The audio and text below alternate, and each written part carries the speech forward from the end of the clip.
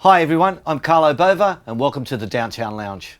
Today, being our first feature, I thought I'd introduce a guy that I've had the privilege of working with in the store for over the last 10 years, and that's Mr. Mark Evans. Hi Mark, and welcome to the Downtown Lounge. How are you, mate? Hey, fantastic. Fantastic. I've got a few questions for you. I'm sure there's quite a few viewers out there would love to ask you. Mate, firstly, I mean, if you can give us a bit of a rundown, how young were you when you first started playing? Oh, well, let me see. I first got interested in probably music, and that sort of got me into playing. But I started seriously sort of playing around about at 16 years old. I guess that's sort of fairly late to start playing. But previous to that, my main focus was playing football. I'm still a football nut, as you know. So, Mark, who's your favourite football team? Carlton. Oh, the Mighty Blues, man, and for people that maybe not aware. So that's AFL, mate. Australian football, yeah, mate. Yeah. That's our indigenous code here, and I wanted to play for Carlton. Like I don't know. else. You come across as a bit of a Balmain supporter, mate. Oh, I've tried with Balmain. I've tried so hard, man. It just hasn't worked out. But yeah, my focus was basically sports, that and boxing. And because I'm from a boxing family, but the music, took over as being a slightly more safer thing for my health. It didn't turn out that way, but like that. So you said boxing family? Yeah, absolutely. Yeah. My brother was a professional boxer. My father was a professional boxer.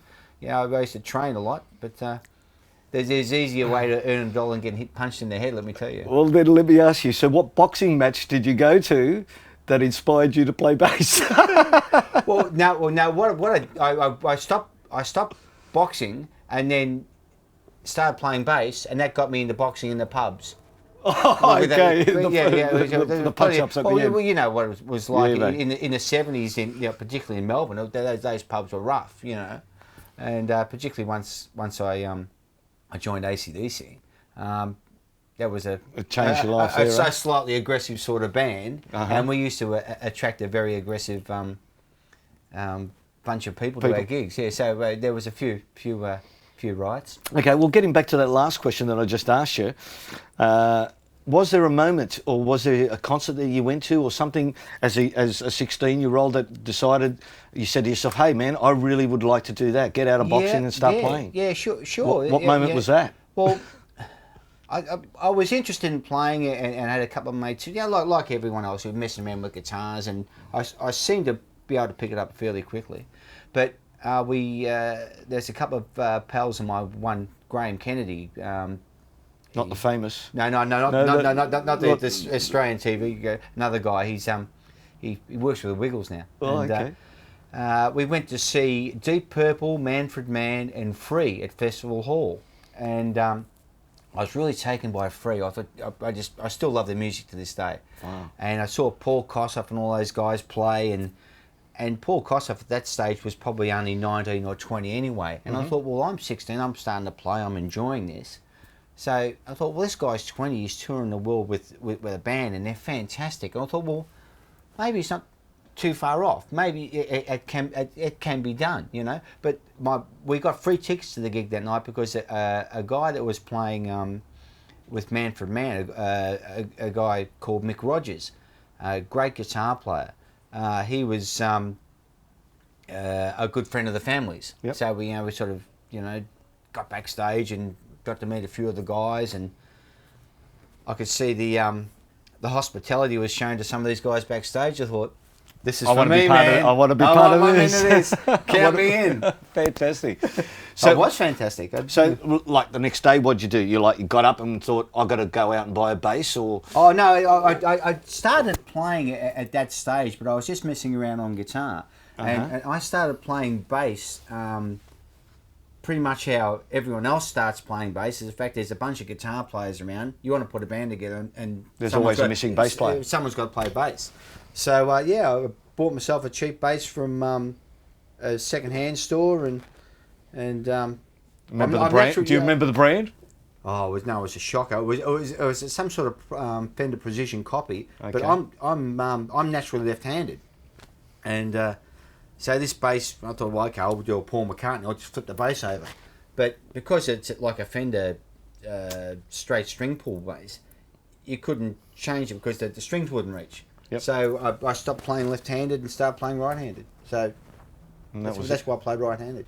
Are you naturally left-handed? Yeah, pretty much. Yeah, I'm actually ambidextrous, but I was going to say, in the shop I see you writing with your right hand. Yeah, I can write with my left hand too, though.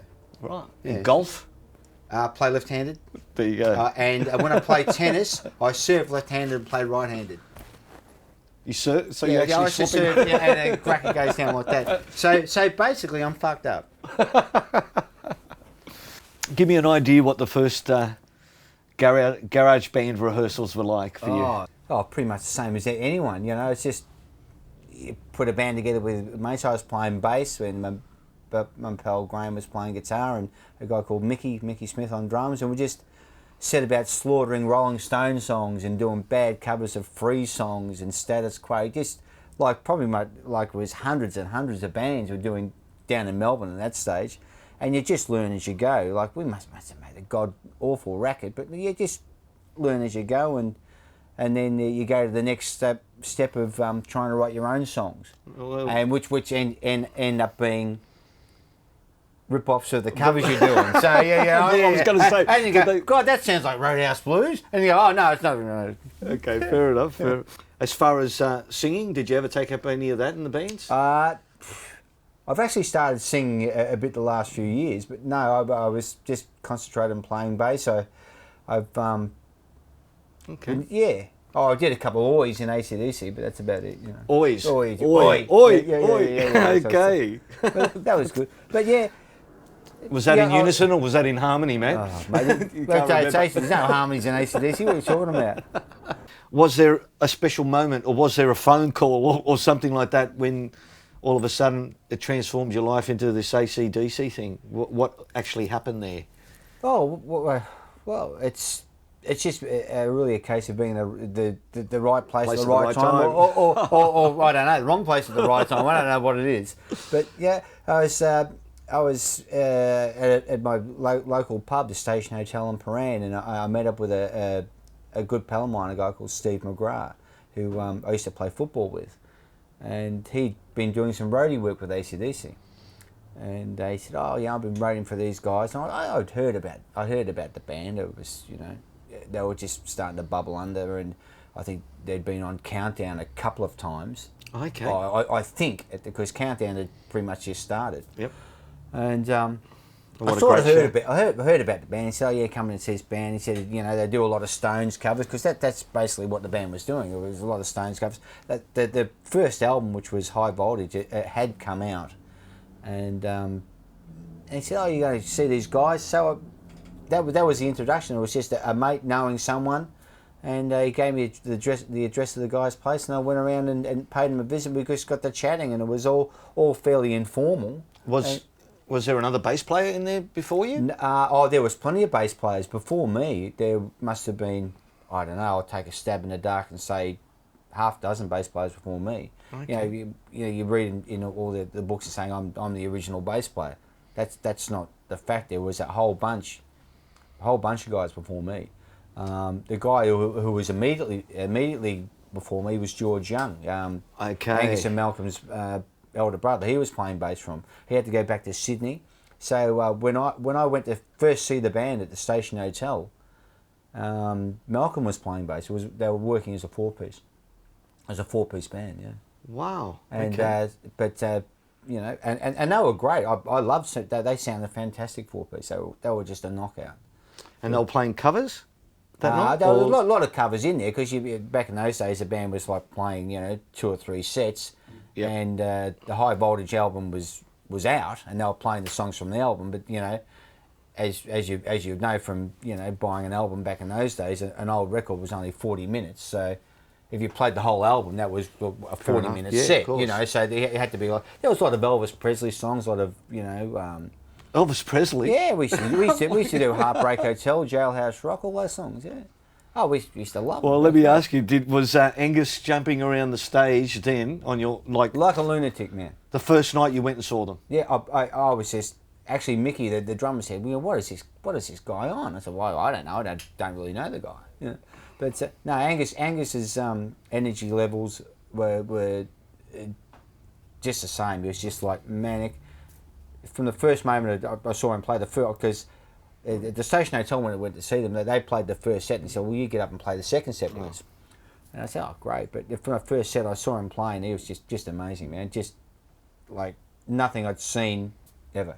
Had you just got brilliant. up there with no rehearsal, or you? No, I went and had a play with them a couple of days before, and they ran me through the album. Fantastic. But the second set, basically, that I played with them, it was just a couple of songs, a couple of covers, and "Baby Please Don't Go," which generally went for about half an hour. So that was awesome. It. Awesome. Yeah, great. You didn't actually get to play on the first album, as you said. No. The first album was recorded, I believe, in November 1974. I didn't join them till March 75.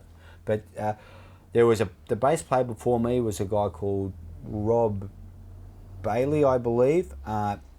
He would have played on some of the album, but I would presume that George Young did a lot of bass playing. And I've got to tell you, that guy's, what a knockout bass player, man. He's just an unbelievable bass player.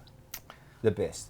Let me ask you this question. Was Bon Scott in the band? Yeah, Bon did the first album, yeah. They got Bon Scott from Adelaide or somewhere? They met Bon in Adelaide. He was working for their agency over there when the band went over there, because they had another singer before Bon.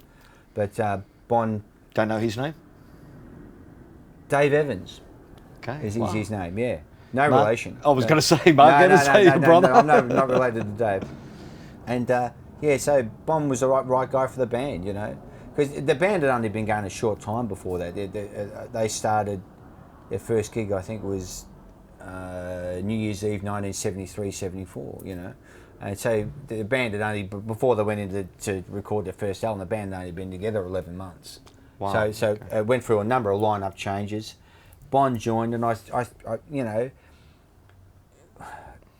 my take on it is that, you know, once Bon joined the band, that's when things really sort of started to take off. And then Phil and myself joined fairly soon after that, and that's what people focus on as being the original lineup. But there was a lot of drummers and a lot of bass players through the band prior to, quite a few. Yeah. So people think, that's the original lineup. It's not actually original, but it was probably the lineup that people come to recognise as the first one. Fantastic, man. Fantastic. Yeah, what fun. A journey, eh? I can't remember most of it. Fair enough. Let's not go there. Let's not go there. That's not true. That's not true. I remember. My memory's very, very good. Well, look. What's your name again? What was during that first stage? I know you've changed instruments over the years. Yeah. Because I've even seen you change instruments here in the shop, and now you're playing acoustic guitar. Yeah. But your first favourite basses, or your first favourite bass that you started playing with ACDC, what was that bass? I've stayed over the years. I've stayed with pretty much the same basses, but can't narrow it down to one. But yeah, there was a Gibson Ripper bass, a Cherry Sunburst bass, which went missing for a number of years, but now has found its way back home. Fender Precision basses, and what year in the Precision basses? 1966. Okay. That's great bass, maple cap neck, and there was a Rickenbacker there for a while. Okay. The Rickenbacker ended up being a Rickenbacker jigsaw puzzle. Okay. Yeah. How did that happen? I smashed the crap out of it. Good. Had an accident. Okay. And what about bass rig? Was there any bass rigs you put your foot through? A couple I want to put my foot through. Let me see. Always valve amps. Always. Okay. I had the Ampeg? A lot of Marshall stuff. Okay. But the first one was an amp made in Melbourne. It was called, what's it called? M&R. I remember M&R, seriously? Yeah, it was a great 300 watt amp, and it was 4 15-inch K140 JBLs. Wow, it was nice. It was great. It's just a big sounding rig. It was great, and obviously playing with ACDC, even in the small pubs, you'd need a lot of power to keep up with the with the youngs, you know. And what sort of guitar amp was he using at the time? They were always using Marshalls, sort of would be late 60s, early 70s J&P heads. Okay.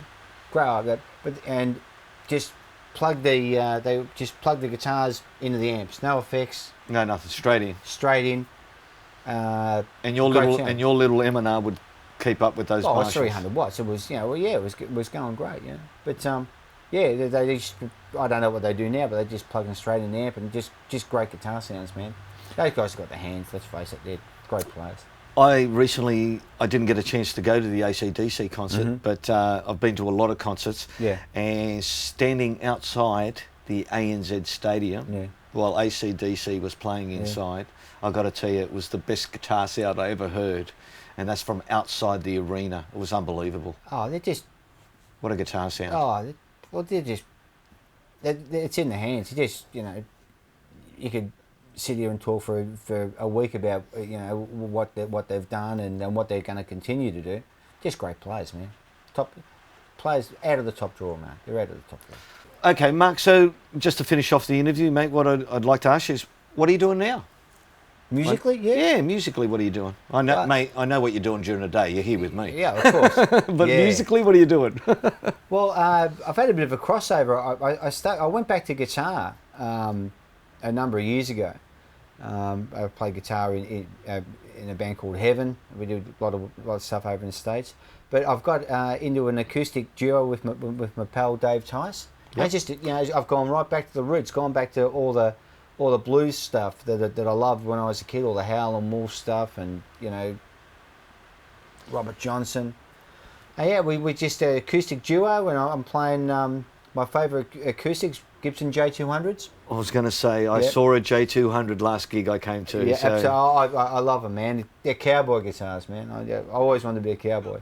there you And go. yeah, we were just doing the acoustic thing, and great. We've got a new CD coming out, and that's good. Yeah, I really enjoyed it. I'm playing a little bit of bass what- again now. What's the duo called? Where it's ingeniously called Dave Tyson, Mark Evans. Fantastic. That's good. Do you have an album? Yeah. It's called Brothers in Arms. At the moment, it's available independently. From Mark Knopfler's place? Yeah, thanks very much. It'll be on iTunes, I'd say, by the end of May. Yep. It's available through my website at the moment, the markevansblues.com website, and then through iTunes after that, and then it'll be available in the stores too at some stage. If you were to change anything in your musical career, or where you're at the moment, what would you change? If you were to change anything? Whoa, that's presuming you're talking about something I have the power. I had the power to change. Absolutely nothing, man. Nothing at all. There you go. One thing I do want to say before we wrap up this show is, Mark, I've really enjoyed, mate. If anything, I've got the privilege of working with you Yeah, you have too. during the day and have done for the last 10 years. And not only it's great coming to work, it's good fun. fun, huh? It's good fun. That's what it's all about, mate. All right, we'll Cool. see you soon. Thanks No for worries, watching, guys. We'll see you soon.